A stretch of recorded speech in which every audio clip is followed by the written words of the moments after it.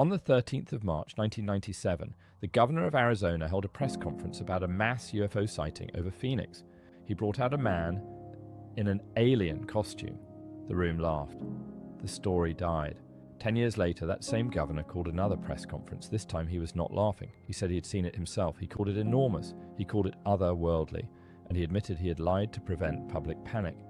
This is the story of the night an entire city looked up. And the question I want you to answer is, how many witnesses does it take before we stop calling it a coincidence? Tell me in the comments. On the evening of March the 13th, 1997, something moved across the state of Arizona. It was seen by thousands of people. It was recorded on video from multiple angles. It passed directly over the city of Phoenix, the fifth largest city in the United States, at low altitude, in clear skies, for over 2 hours. And no government, military, or scientific institution has ever explained what it was. This is not a case that relies on a single witness or a grainy photograph.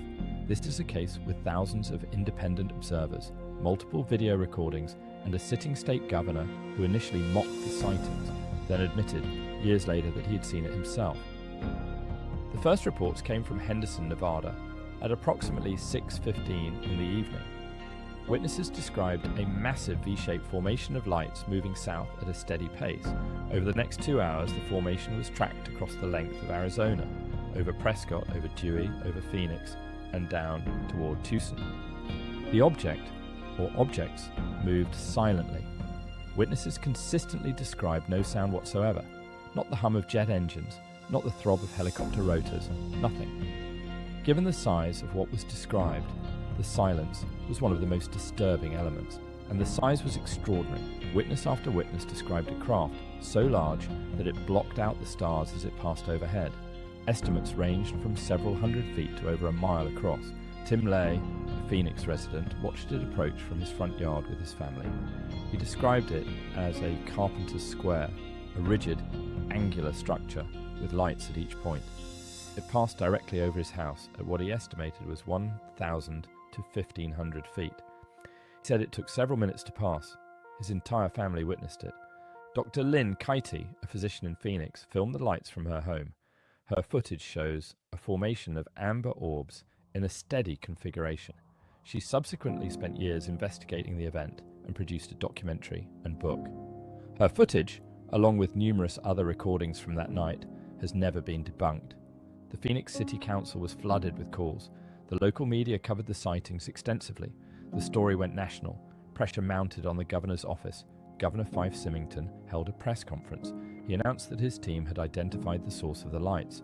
Then, his chief of staff walked out dressed in an alien costume. The room laughed. The story was effectively killed. The message was clear. This was not to be taken seriously. But 10 years later, in 2007, Symington called his own press conference.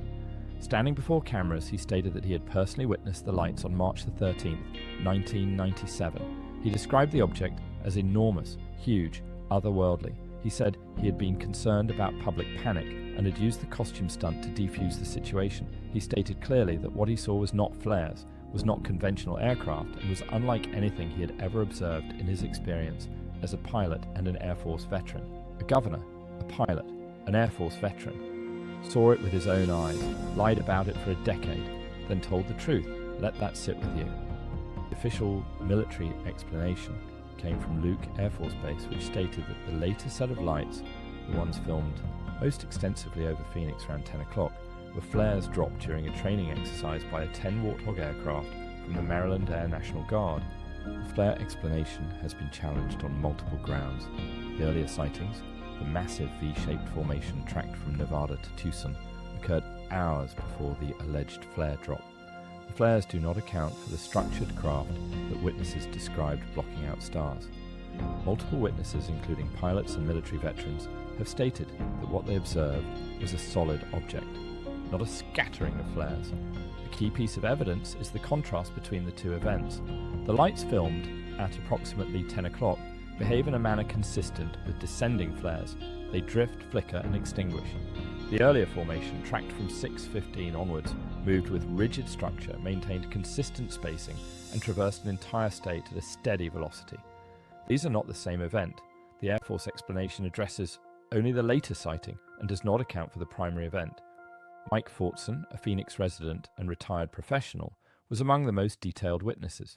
He described the craft passing directly overhead and estimated it at over a mile in length.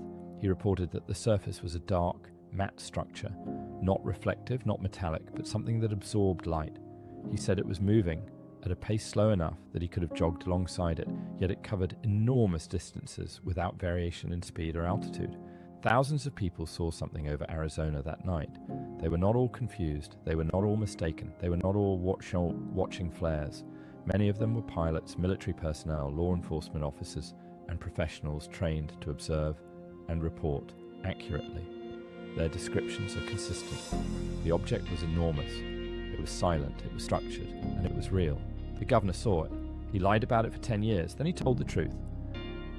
The Air Force explained away a fraction of the sightings and ignored the rest.